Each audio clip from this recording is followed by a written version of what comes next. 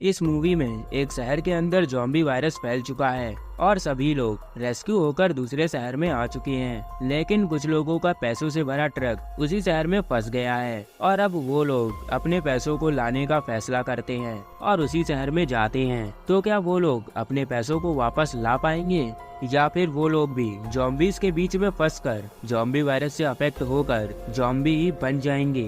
तो आइए स्टार्ट करते हैं इस वीडियो को। तो मूवी की स्टार्टिंग में हम देखते हैं कि साउथ कोरिया के अंदर ज़ॉम्बी वायरस फैल चुका है और पूरा शहर अब ज़ॉम्बी वायरस से अफेक्ट हो चुका है। लगभग सभी लोग ज़ॉम्बी वायरस से अफेक्ट होकर ज़ॉम्बी बन चुके हैं और वो बचे हुए लोगों को भी काट कर ज़ॉम्बी बना रहे हैं। इसके बाद हम जियोंग को देखते हैं जो एक सोल्जर है। यहाँ पर वो अपनी बहन और उसकी फैमिली को बचाकर रेस्क्यू शिप की तरफ लेकर जा रहा था। अब रास्ते में एक आदमी इनसे हेल्प मांगता है और कहता है कि हमें अपने साथ ले चलो, मेरे साथ मेरी वाइफ है और छोटे छोटे बच्चे भी हैं। लेकिन जियोंग उसके कपड़ों पे लगा खून देखता है और ये देखकर उसको लगता है कि कहीं ये भी ज़ॉम्बी वायरस से अफेक्टेड तो नहीं है और अगर ऐसा हुआ तो वो हम लोगों को भी अफेक्ट कर देगा। इसीलिए वो उसकी कोई हेल्प नहीं करता और आगे बढ़ जाता है। तभी उस आदमी की वाइफ जियोंग की गाड़ी के सामने आ जाती है और जियोंग से कहती है कि तुम हमें नहीं तो कम से कम हमारे बच्चों को ही अपने साथ ले जाओ और उन्हें बचा लो। लेकिन यहाँ जियोंग कोई भी रिस्क लेना नहीं चाहता था, इसीलिए वो उनकी मदद नहीं करता और यहाँ से चला जाता है। फिर जियोंग अपनी बहन और उसकी फैमिली को लेकर रेस्क्यू शिप पर पहुँच जाता है जहाँ उनके जैसे और भी बहुत से लोग थे। दरअसल ये कोरिया से निकलने वाली आखिरी शिप थी और इसके बाद अब किसी को भी रेस्क्यू नहीं किया जाएगा। इसके बाद सिर्फ जापान की तरफ जाने लगती हैं, जहां पर जियोंग अपनी बहन से उसके हस्बैंड के बारे में पूछता है तो उसकी बहन बताती है कि चुलमिन बाहर खाना लेने के लिए गया है। तभी जियोंग के पास एक और सोल्जर आता है और उससे बताता है कि ये सिर्फ जापान नहीं बल्कि हांगकांग की तरफ जा रही है। अब ये सुनकर जियोंग तुरंत अपने कैप्टन से बात करने के लिए चला जाता है। तभी हम देखते हैं कि इन सब के साथ एक ऐसा आदमी भी बैठा है जो ज़ॉम्बी वायरस से अफेक्टेड है। अब यहाँ पर जियोंग की बहन का बेटा एक बॉल खेल रहा था, तभी उसकी बॉल उसी आदमी के पास चली जाती है जो अब पूरी तरह से ज़ॉम्बी बन चुका है। अब यहाँ के सभी लोग उस ज़ॉम्बी को देख लेते हैं और यहाँ से भागने लगते हैं। इधर जियोंग कैप्टन से पूछता है कि हम जापान क्यों नहीं जा रहे हैं। कैप्टन कहता है कि हमें ये ऑर्डर ऊपर से मिले हैं। तभी एक सोल्जर यहाँ आता है और जियोंग से बताता है कि अंदर एक आदमी मिला है जो ज़ॉम्बी वायरस से अफेक्टेड है। अब ये सुनकर जियोंग तुरंत भागते हुए अंदर जाता है। अंदर जाकर वो देखता है कि यहाँ के सभी लोग ज़ॉम्बी बन चुके हैं और इसके साथ साथ उसकी बहन का बेटा भी इस वायरस से अफेक्टेड हो गया है। उसकी बहन अभी ठीक थी लेकिन वो अपने बेटे को पकड़कर बैठी थी। यहाँ पर जियोंग अपनी बहन से कहता है कि तुम मेरे साथ यहाँ से बाहर चलो, लेकिन उसकी बहन रोते हुए कहती है कि मैं अपने बेटे को छोड़कर कहीं नहीं जाऊंगी। तभी यहाँ के ज़ॉम्बी जियोंग पर अटैक कर देते हैं, लेकिन जियोंग अपनी गन से उन्हें शूट करने लगता है। फिर वो अपनी बहन की तरफ देखता है जिसे अब ज़ॉम्बी ने काट लिया था और वो भी अब ज़ॉम्बी बनने लगी है। फिर ये देखकर जियोंग अपनी बहन को छोड़कर रूम से बाहर भाग जाता है और दरवाजा बंद कर लेता है। तब तक चुलमिन भी खाना लेकर आ जाता है और वो अपनी वाइफ और बेटे को इस हालत में देखकर काफी दुखी हो जाता है और रोने लगता है। काफी देर बाद इनकी शिप हांगकांग पहुंच जाती है। अब सीन शिफ्ट होता है 4 साल बाद। यहाँ पर हम कुछ चाइनीज गैंग के लोगों को देखते हैं जो जियोंग के पास जाते हैं और उसे उठाते हैं, लेकिन जियोंग उनको देखते ही उनसे फाइट करने लगता है। तभी उस गैंग का एक आदमी जियोंग से कहता है कि हम तुमसे फाइट करने नहीं आए बल्कि मेरे बॉस ने तुम्हें किसी काम के लिए बुलाया है। फिर ये सुनकर जियोंग उनके साथ चला जाता है। वहाँ जाकर जियोंग देखता है कि उसकी बहन का हस्बैंड यानी कि चुलमिन वहीं पर बैठा है। इसके बाद यहाँ पर उस गैंग का बॉस आता है जो चुलमिन और जियोंग से कहता है कि मेरे पास तुम लोगों के लिए एक काम है। वो कहता है कि जब 4 साल पहले ज़ॉम्बी वायरस फैला तो हम लोगों को रेस्क्यू कर लिया गया, लेकिन मेरा पैसों से भरा एक ट्रक वही ज़ॉम्बीज के बीच में फंसा रह गया और अगर अब तुम दोनों मेरा ट्रक वहाँ से ले आओगे तो मैं तुम्हें उसमें से आधा पैसा दे दूंगा, जिससे तुम यहाँ ऐशो आराम की जिंदगी जी सकते हो। और इस काम में तुम्हारी हेल्प करने के लिए मैं अपने 2 आदमियों को भी भेजूंगा जो तुम लोगों को अपनी शिप से वहाँ तक ले जाएंगे और पैसा मिलने के बाद तुम्हें वापस भी ले आएंगे। अब चुलमिन और जियोंग उसकी बात सुनने के बाद तुरंत वहाँ जाने के लिए रेडी हो जाते हैं, क्योंकि वो इस जिंदगी से काफी बोर हो चुके थे। दरअसल रेस्क्यू होने के बाद ये लोग काफी गरीब हो चुके हैं और यहाँ पर वो लोग अपनी जिंदगी कीड़े मकोड़ों की तरह ही जी रहे हैं। इसके बाद इन लोगों को एक शिप से पेनिसुला पहुँचा दिया जाता है। यहाँ एक आदमी इन्हें एक सैटेलाइट फोन देता है और कहता है कि तुम लोग पैसों का ट्रक मिलने के बाद हमें कॉल करना, हम समुद्र किनारे शिप लेकर आ जाएंगे। अब ये चारों एक बोट से शहर के अंदर जाते हैं। ये लोग यहाँ पर रात में आए थे क्योंकि ज़ॉम्बीज़ को अंधेरे में कुछ दिखाई नहीं देता। इसके बाद इन्हें एक कार दिखाई देती है जिसमें बैठकर ये लोग आगे ट्रक को ढूंढने के लिए चले जाते हैं।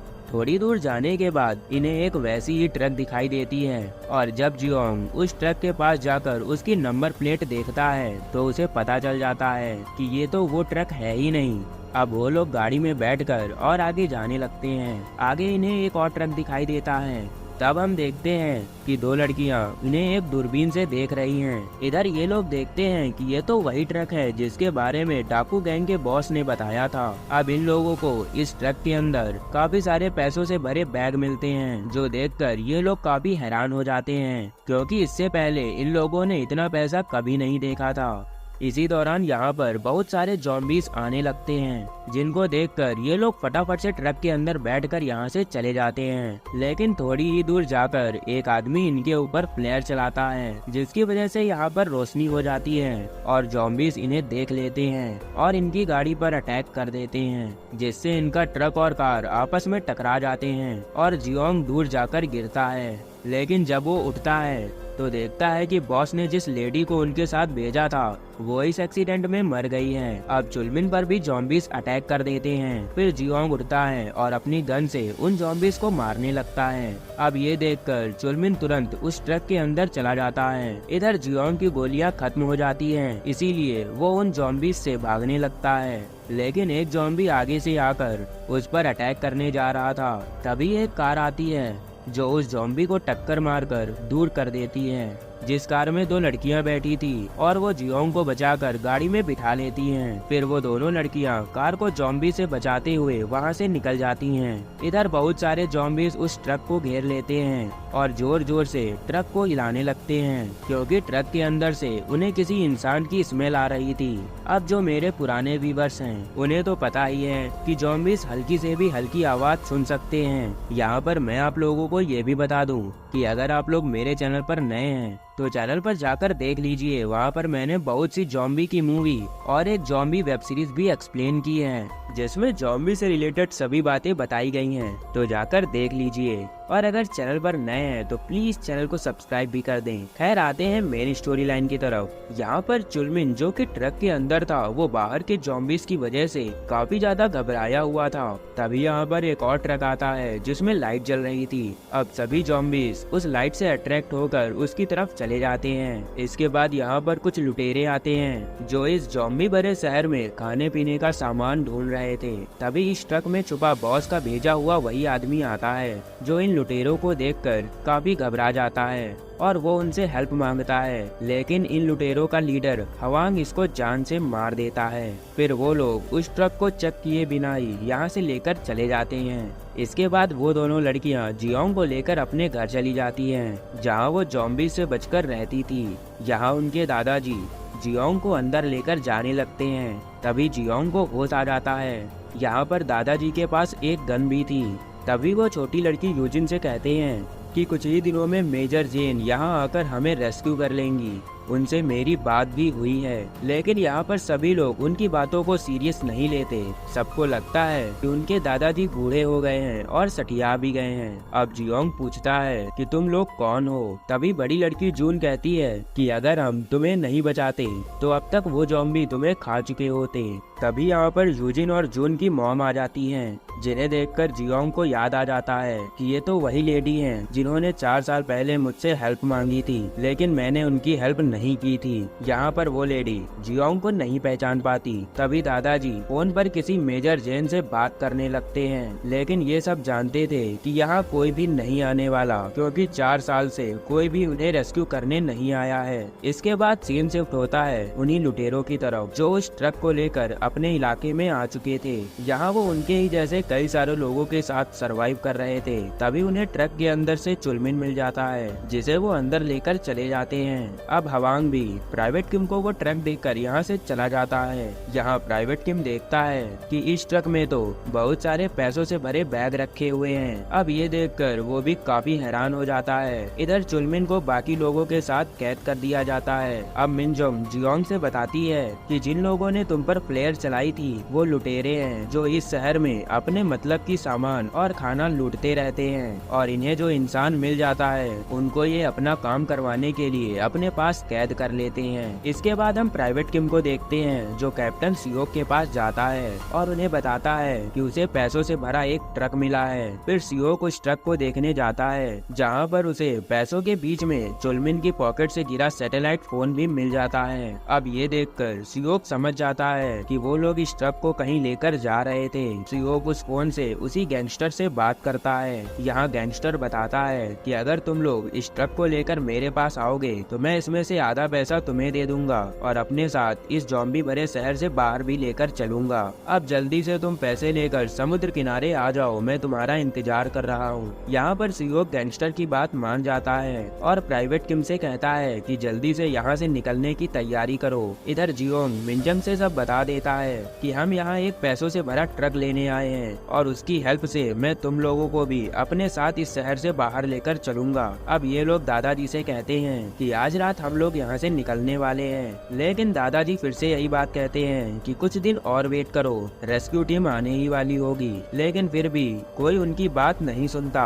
फिर जियोंग मिनजुंग से ये भी बता देता है कि मैं वही हूँ जिससे तुमने 4 साल पहले हेल्प मांगी थी, लेकिन मैंने तुम्हारी कोई हेल्प नहीं की थी। तब मिनजुंग कहती है कि उस दिन सिर्फ तुम्हारी ही गाड़ी नहीं निकली थी और मैंने जिससे भी हेल्प मांगी उनमें से किसी ने भी मेरी हेल्प नहीं की थी, क्योंकि वो सभी अपनी और अपनी फैमिली की जान बचाने में लगे थे।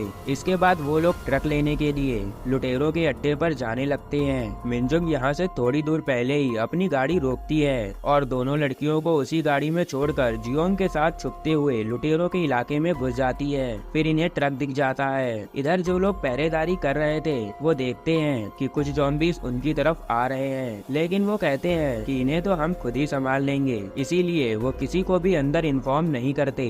इसके बाद हम देखते हैं कि जियोंग और मिनजुंग उस ट्रक के पास छुपते हुए जाते हैं और कोई भी इन्हें नहीं देख पाता। इधर प्राइवेट किम और सियोक यहाँ से निकलने की तैयारी कर चुके थे।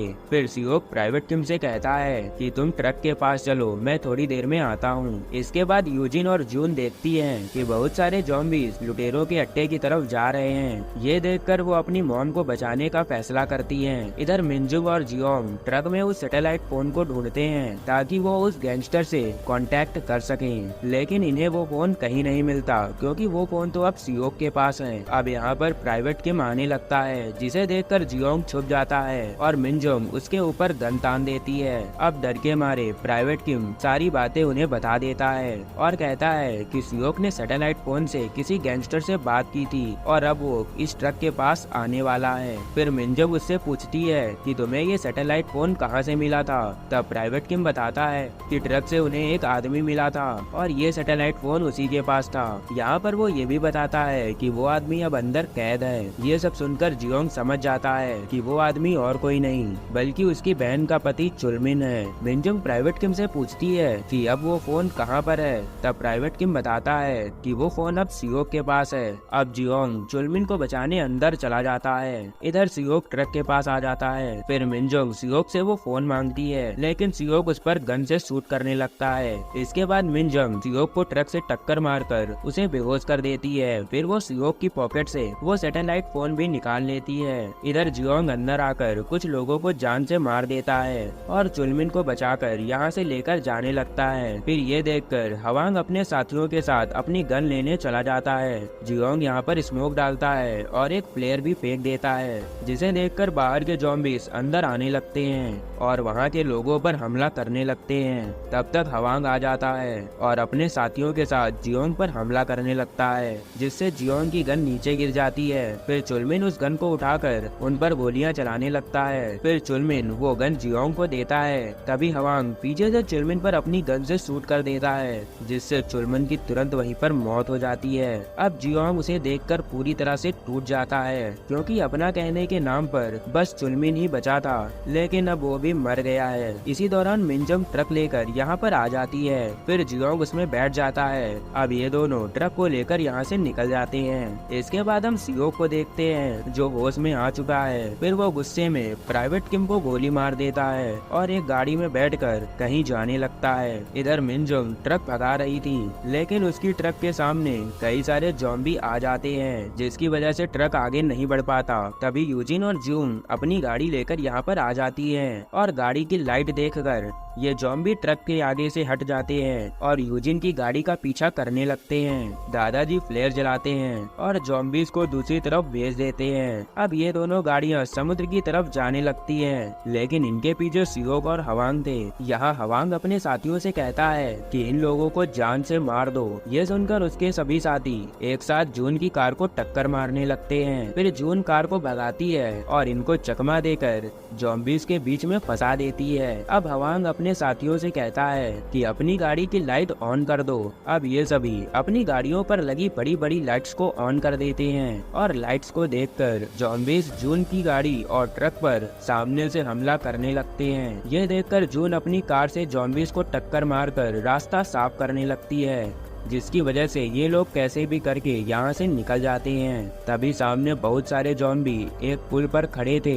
वो लोग जलती हुई लाइट्स को देखकर नीचे कूदने लगते हैं। जून ज़ॉम्बीज को कुचलते हुए वहाँ से निकल जाती है और मिनजंग का ट्रक भी जैसे तैसे वहाँ से निकल जाता है। अब जियोंग देखता है कि एक बिल्डिंग के अंदर कई सारे ज़ॉम्बीज हैं। अब वो उस बिल्डिंग के कांच पर गोलियां मारता है, जिससे सारे ज़ॉम्बी एक साथ नीचे हवांग और उसके साथियों की गाड़ी पर कूदने लगते हैं और उन पर हमला कर देते हैं। इसके बाद मिनजंग जियोंग को सैटेलाइट फोन देती है। फिर जियोंग गैंगस्टर को फोन करके कहता है कि हम समुद्र किनारे ट्रक लेकर पहुंचने वाले हैं, तुम भी वहीं आ जाओ। तभी सियोक अपनी गाड़ी से इन्हें टक्कर मार देता है और गाड़ी से बाहर आकर वो जून पर गन तान देता है और मिनजंग और जियोंग से उनकी गन नीचे रखने को कहता है। यहाँ पर वो लोग जून के लिए अपनी गन नीचे रख देते हैं। फिर यूजिन अपनी रिमोट कंट्रोल कार से सियोक का ध्यान भटकाती है, जिससे जून अपने आप को छुड़ा लेती है। फिर सियोक यूजिन पर अपनी गन से शूट कर देता है, लेकिन दादाजी बीच में आ जाते हैं, जिससे वो गोली दादाजी को लग जाती है। अब ये देखकर मिनजंग और जियोंग अपनी अपनी गन उठाते हैं, लेकिन तभी सियोक मिनजंग के पैर पर भी गोली मार देता है और उस ट्रक को लेकर वहाँ से चला जाता है। यूजिन और जून अपनी मॉम और दादाजी को संभालती हैं। इधर सियोक को शिप दिखाई देती है, इसीलिए वो ट्रक को शिप के ऊपर चढ़ा देता है। लेकिन जब गैंगस्टर के आदमी देखते हैं कि ये तो कोई और है, तो वो सियोक को शूट करके जान से मार देते हैं। लेकिन सियोक मरते मरते ट्रक का बैक गियर लगा देता है, जिससे ट्रक वापस से शिप के नीचे उतर जाता है और शिप का गेट खुला रह जाता है, जिससे सारे ज़ॉम्बी लाइट्स को देखकर शिप के अंदर घुस जाते हैं और सभी लोगों पर हमला कर देते हैं। इधर जियोंग ये सब देखकर मायूस था, क्योंकि यहाँ से निकलने का यही एक रास्ता था और वो भी अब नहीं बचा। इधर गोली लगने की वजह से दादाजी की डेथ हो जाती है, लेकिन तभी ये लोग देखते हैं कि एक रेस्क्यू टीम यहाँ आ रही थी। अब मिनजंग समझ जाती है कि ये वही लोग हैं जिनके बारे में इनके दादाजी बात करते थे। फिर मिनजंग अपनी बेटियों को एक फायर रॉड देती है और रेस्क्यू टीम को अपनी तरफ अट्रैक्ट करने के लिए बोलती है। इसके बाद वो जियोंग से कहती है कि इस बार वो उसकी बेटियों को बचा ले, क्योंकि पैर में गोली लगने की वजह से वो ठीक से नहीं चल सकती। इसके बाद सभी लोग फायर रॉड लेकर रेस्क्यू टीम को रोकने लगते हैं। तभी इन पर ज़ॉम्बीज हमला करने आ जाते हैं। फिर मिनजंग किसी तरह उठकर एक गाड़ी के अंदर चली जाती है और उसके हॉर्न को बजाने लगती है, जिससे सारे ज़ॉम्बी आवाज सुनकर उसकी तरफ चले जाते हैं और मिनजंग उसी गाड़ी में फंस जाती है। इधर ये तीनों रेस्क्यू टीम के पास पहुंच जाते हैं। इसमें से मेजर जेन, जिसके बारे में उनके दादाजी बोला करते थे, वो इनके पास आ जाती है, जो इन्हें ले जाने लगती है। अब जून जेन से कहती है कि वो उसकी मॉम को भी बचा लें, जो उस गाड़ी में फंसी हुई है, लेकिन जेन कहती है कि अब हम उसे नहीं बचा सकते, क्योंकि अब वहाँ बहुत सारे ज़ॉम्बीज हैं। अब जून गुस्से में आ जाती है और जेन की गन निकाल लेती है और उसे अपनी मॉम को बचाने के लिए बोलती है। इधर ये सब मिनजंग भी देख रही थी और वो समझ जाती है कि मेरी बेटियां मुझे लिए बिना यहाँ से नहीं जाने वाली। इसीलिए वो अपने आप को गोली मारने का फैसला करती है ताकि उसकी बेटियां उसे बचाने के चक्कर में किसी मुसीबत में ना फंसें। अब जियोंग को याद आता है कि एक बार तो मैंने उसकी मदद नहीं की थी, लेकिन आज भी अगर मैं उसकी मदद नहीं करूंगा तो मैं अपने आप को कभी माफ नहीं कर सकता। इसीलिए वो मिनजंग को बचाने के लिए जाने लगता है और सभी ज़ॉम्बीज़ को अपनी गन से शूट करने लगता है। ये देखकर मिनजंग भी जोश में आ जाती है और खुद को ना मारकर ज़ॉम्बीज़ को अपनी गन से मारने लगती है और यहाँ से लंगड़ाते हुए भागने लगती है। जियोंग भी उन ज़ॉम्बीज़ को लगातार मारता जा रहा था। मिनजंग भागकर अपनी बेटियों के पास आ जाती है और उनके गले लग जाती है। तब तक जियोंग भी उन ज़ॉम्बी से बचकर आ जाता है और फिर रेस्क्यू टीम इन्हें यहाँ से ले जाने लगती है और फाइनली ये लोग उन ज़ॉम्बीज से बचकर यहाँ से चले जाते हैं और इसी हैप्पी एंडिंग के साथ ये मूवी यहीं पर खत्म हो जाती है। तो दोस्तों, वीडियो अच्छी लगी हो तो वीडियो को लाइक जरूर कर दें और अपने प्यारे भाई को सपोर्ट करने के लिए सब्सक्राइब करें। साथ ही साथ बेल आइकन को भी ऑन कर लें ताकि मेरी हर वीडियो का नोटिफिकेशन आपके पास पहुंच सके और आप मेरी सभी प्यारी प्यारी वीडियोस को देख सकें। For more videos please visit my channel.